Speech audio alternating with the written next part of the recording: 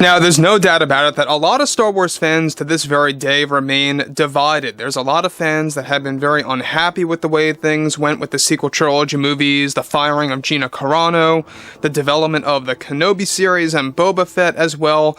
And then on the other end of the spectrum, you have a lot of fans that actually still think about and love aspects of The Mandalorian Season 2, which, by the way, was an amazing installment for the Star Wars franchise, not just because of the cameos, but the excellent writing.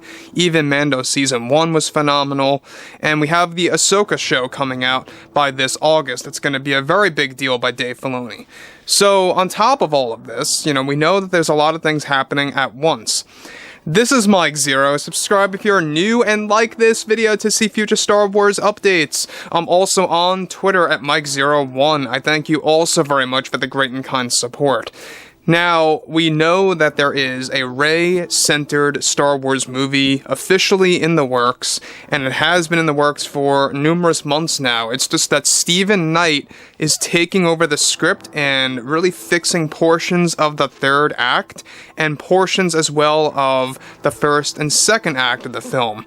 And basically, Knight is taking over the previous writer that was working on this, and once he, abandoned ship basically from that script, they had to get somebody on board immediately. Now, Stephen Knight, is not a very well-known writer per se. He's done a couple of things out there here and there, which is why I think some fans remain a little bit skeptical about his writing for the Rey-centered film. And it's not just that. A lot of fans are, to this very day, very divided on Disney's choice to focus on a Rey-centered movie to continue the basics of the character and how she's going to lead into the new Jedi Order era.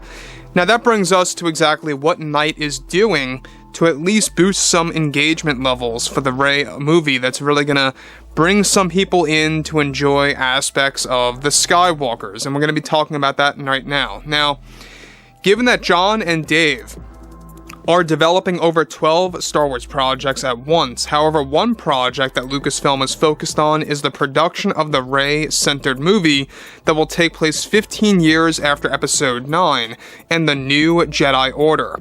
Right now, Lucasfilm is in the process of doing something very special during the last-minute writing process. That, of course, being put together by Stephen Knight.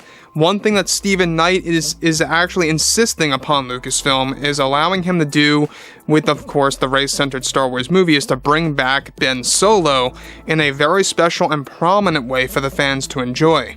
Stephen Knight is currently writing a very special purpose for the return of Ben Solo, who is said to be the one to guide Rey in certain parts of the film on how to rebuild the Jedi Order along with the help of Force ghosts of Anakin and Luke.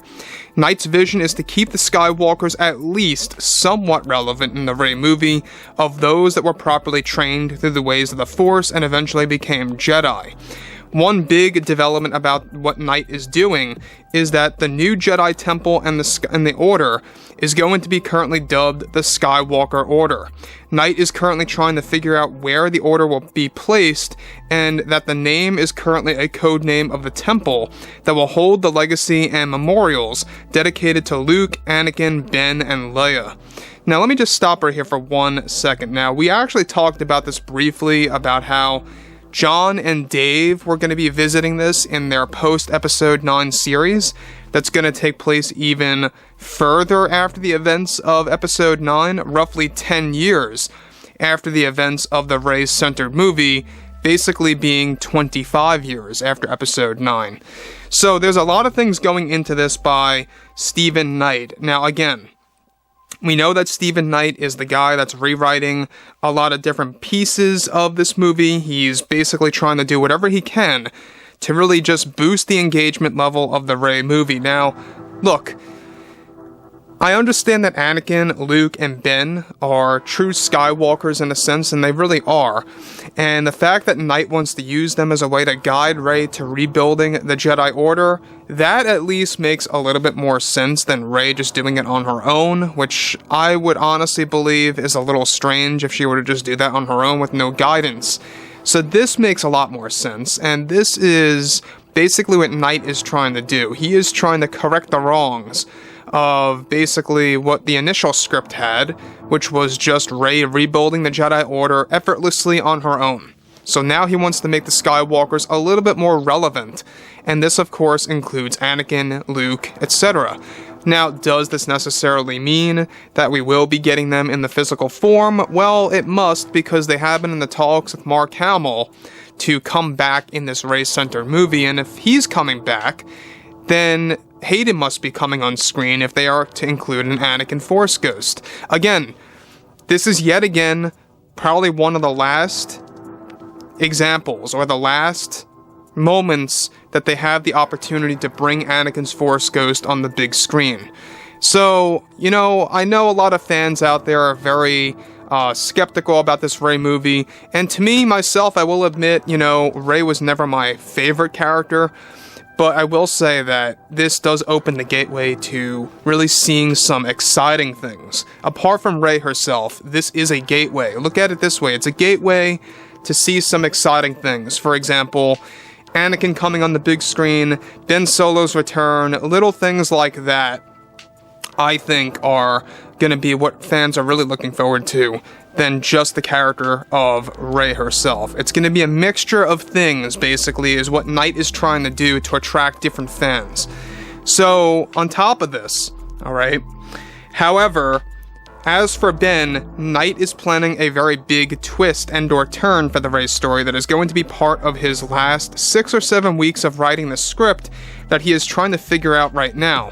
By making Luke and Anakin prominent roles in the film as Force Ghosts, he is said to be doing something very different from what happened to Ben after Episode 9, and many things are indicating that he is indeed not a Force Ghost after all.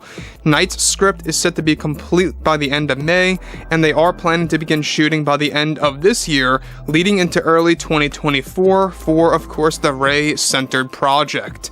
So, here's the thing about this, is that we know that a lot of things are happening between Stephen Knight and, of course, the cast such as Daisy Ridley and others joining this project. John Boyega has been approached.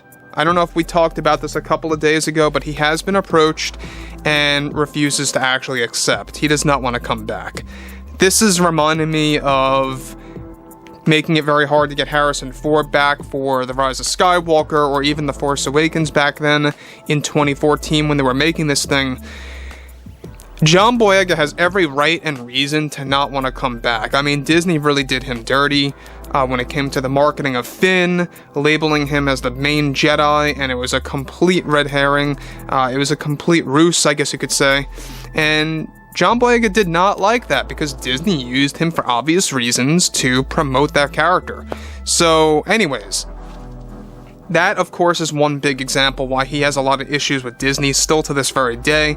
And this overall approach by Stephen Knight, again, we all don't know that much about Stephen Knight. I'm not quite sure how big of a fan he really is, but you must be at least somewhat interested in Star Wars to at least sign up for this, right? Well, that's the only concern, is that you got people out there like Joby Harold and Leslie that did the same thing, and they're not the biggest of fans. So at least this guy is making a bit of an effort. So anyways, guys, drop a comment below, fill me in below what you guys have to say about all of this, and if you guys did enjoy the content for today, make sure to drop a thumbs up on this video to support the channel. I thank you all so very much for the kind support, and I'll catch you guys next time.